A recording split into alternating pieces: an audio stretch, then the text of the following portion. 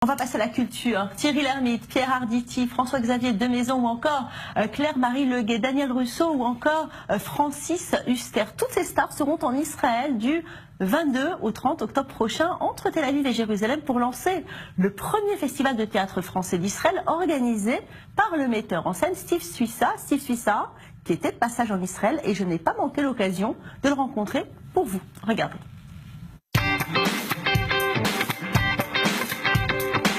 Bonjour Steve. Bonjour. Quel bonheur de vous voir ici en Israël. Je sais que vous venez souvent. Alors il y a plein de choses à dire sur vous, mais j'avais envie de commencer avec ce point-là, la rencontre avec Francis Huster au cours Florent, et où finalement l'élève a dépassé le maître. Dépassé, je ne sais pas, mais en tous les cas, c'est une rencontre qui a été le déclenchement de tout. Je travaillais à Rungis à cette époque et je récitais des dialogues de films. Parce qu'il y avait des questions que je me posais dans la vie et je n'osais pas les poser et c'était les films qui me répondaient. Donc j'apprenais les dialogues et le chauffeur avec lequel je travaillais n'en pouvait plus. Et un jour il m'a inscrit au concours de la classe libre et j'arrive là-bas pour passer le concours et j'avais jamais lu un livre de ma vie puisque je n'étais pas allé à l'école. Et j'arrive et je dis bonjour, je vais passer une scène du Parrain. On m'avait prêté un flingue parce que je jouais Pacino dans le Parrain, une veste en cachemire et de la gomina. Je sors le flingue et je tire.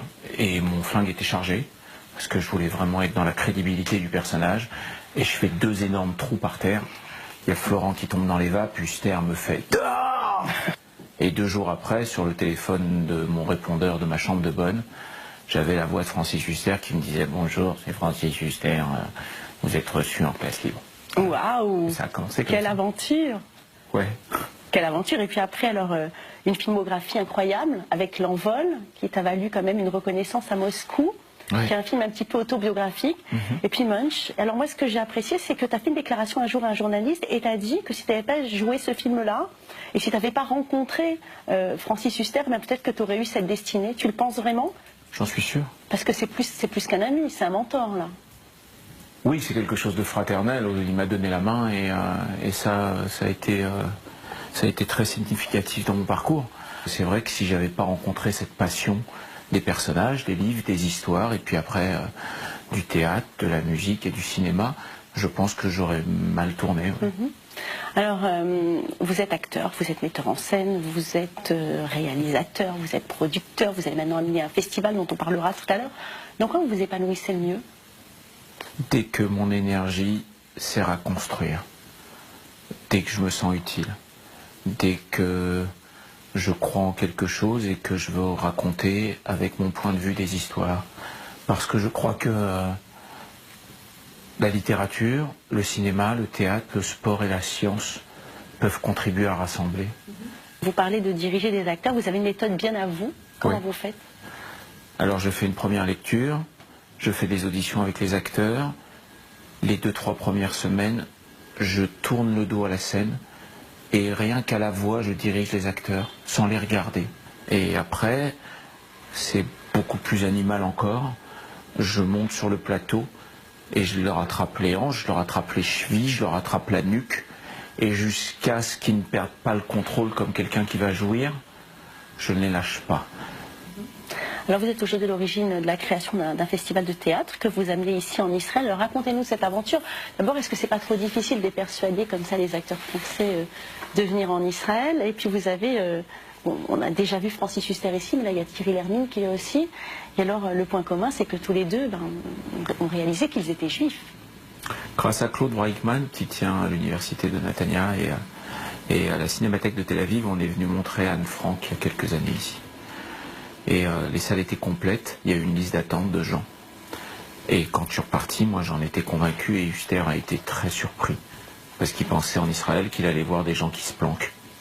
Et il est venu et il a vu des gens qui étaient en état d'urgence et en état de création constante. Et je me suis dit on va faire une première édition. Et donc là-dessus s'est faite une programmation de façon très évidente. François-Xavier Demaison, un mec qui était trader et qui a fini par jouer Coluche, et qui est devenu une star de cinéma, qui a jamais mis les pieds à Tel Aviv et qui a très envie de venir. Lhermitte Huster, le duo du dîner de cons pour jouer Inconnu à cette adresse et à Jérusalem et à Tel Aviv.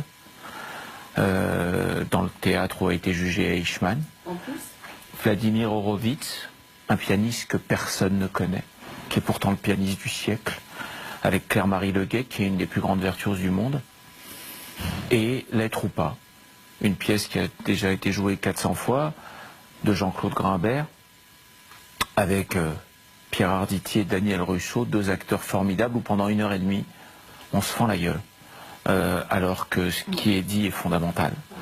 Et je me suis dit, voilà, pourquoi ces artistes-là ne seraient pas les gens qui demain pourraient dire c'est pas du tout ce que vous voyez dans les médias forcément.